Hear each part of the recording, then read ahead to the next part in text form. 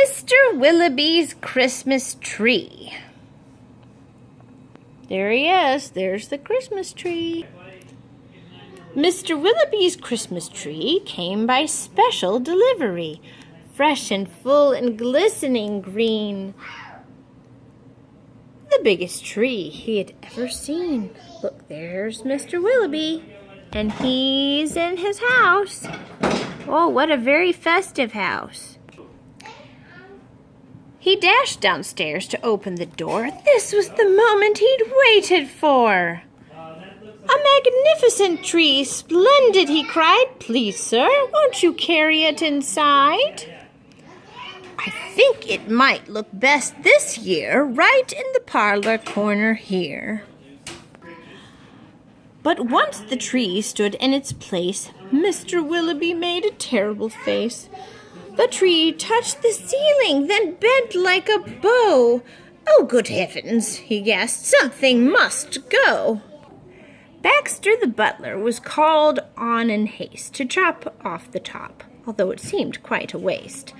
That's great, Mr. Willowby cried with glee. Now we can start to trim my tree. When the trimming was well underway, the top was placed on a silver tray. Baxter said, I know just who'd be delighted with this Christmas tree. So it was presented to Miss Adelaide, Mr. Willowby's upstairs maid. There's Miss Adelaide. And here is Baxter, thinking of what to do. Won't this tree be a pretty sight when I have trimmed it later tonight? But the top, oh dear, I'm so afraid, will have to be cut, sighed Miss Adelaide. Look at those wonderful ornaments in the kitty cat. That's so funny. And so, with scissors sharp and long, she snipped off the top while she hummed a song. The top was set the very next day in the back of the house to be thrown away. Do you think it will get thrown away? What do you think? That little tree top caught the eye of Tim, the gardener, passing by. He certainly was not about to see that little tree thrown out. He hurried home straight away to see what Mrs. Tim would.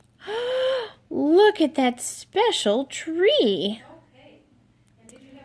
But our house, she said, is so snug and small, I do not believe we need it all. So, before Tim had a chance to shout, she cut off the top and threw it out. Oop, there it goes. Barnaby Bear was padding by. It almost hit him in the eye. Now who would throw a tree away so very close to Christmas Day? I'll take it home, that's what I'll do. Look, Mama Bear, I've a present for you. Isn't it a pretty tree? Yawned Barnaby quite drowsily. But Little Bear, standing off far, cried out, That tree won't hold a star. Barnaby said, Let's cut a hunk off the bottom, here at the trunk. But Mama Bear just shook her head and sliced the tree top off instead. Jolly by golly, Barnaby said with a kick. Mama, that surely is just the right trick. Let's trim it with bells and honey rings, some berries and tinsel, and popcorn on string. Mama said, Trim it just as you like. I've got to tidy up for the night. This top we won't need any more. I'll put it just outside the door. Dumpty dumpty dumpty dum. Later on that frosty night, Frisky Fox came into sight. He spied the treetop, rubbed his chin, opened his sack, and stuffed the top in. Oh boy, look at him. He scampered home and jumped his gate. This Christmas present couldn't wait. It's even better than mincemeat pie, said Mrs. Fox with a happy sigh. Then the foxes saw that their Christmas prize was just a wee bit oversized. There, my dears, don't you worry. I'll fix this top now in a hurry. Benjamin Rabbit found it then just outside the fox's den. It seems, he thought, most certainly Santa left that for my family. Look, he cried, see the tree I found. With that he called his family round. Then there was merry-making, rollicking, frolicking, carrot shaking celebration around the tree. All were as happy as rabbits can be. Benjamin Rabbit with his own hand sliced a carrot and made a stand. Now let's see how this will look in our little chimney nook. But right away the children cried, "Look, it's leaning off to one side." "It's too tall, that's all," said Mrs. Rabbit. And as though it were a summer carrot, she gave it a chop and threw it away. Threw away the top.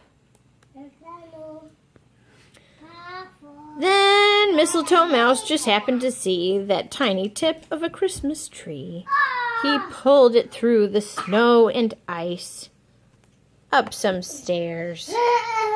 He fell down twice. At last he reached his cozy house. "It's just the right size," said Mrs. Mouse. Then, at the top, if you please, they put a star made out of cheese. Look at that, a star made out of cheese. How about that? Oh, wasn't it grand to have a tree exactly like Mr. Willowby? There he is. The end. Thank you for reading Mr. Willowby's Christmas Tree. That was fun. That was fun. Oh, isn't that sweet?